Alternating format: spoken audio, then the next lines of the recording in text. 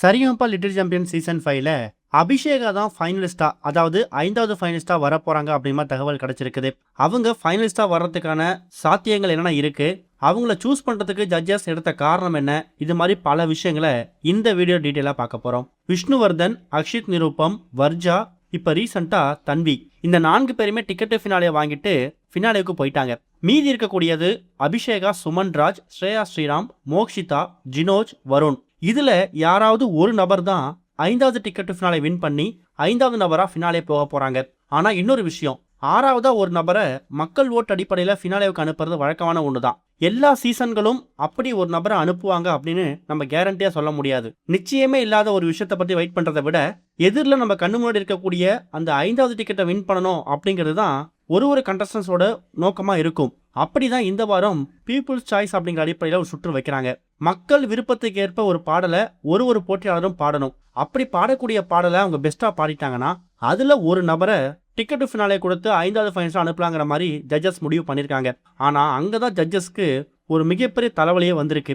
காரணம் என்னன்னா, போன வாரம் ஒரு சில பேர் சுமாரா பாடினாங்க, ஒரு சில பேர் நல்லா பாடினாங்க. அதனால ஈஸியா ஃபில்டர் பண்ணி தன்வி வரைக்கும் 4 பேரை ஃபைனலிஸ்டா அனுப்பிட்டாங்க.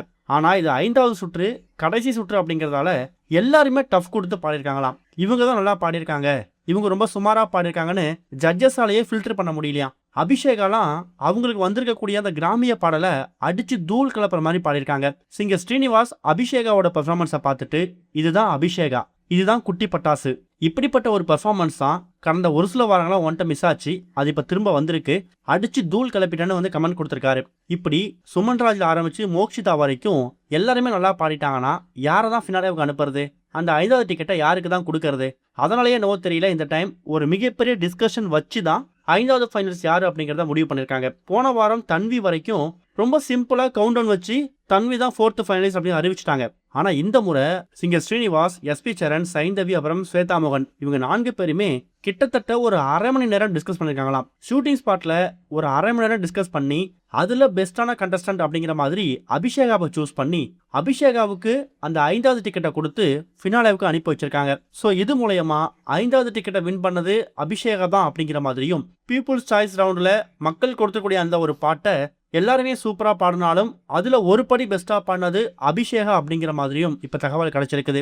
கண்டிப்பா அபிஷேகா ஃபேன்ஸுக்கு இது பெரிய ட்ரீட் தான். கடந்த ஒரு சில வாரங்களாவே ஏதாவது ஒரு வாரம் டிக்கெட் ஃபினாலே வாங்கிடுவாங்கன்னு நினைச்சிட்டு இருக்கும்போது எல்லா வாரமும் அபிஷேகா ஏமாற்றத்தை மட்டும்தான் கொடுத்தாங்க. அதுலயும் போன வாரம்லாம் அபிஷேகா கோல்டன் பெர்ஃபார்மன்ஸே வாங்கல.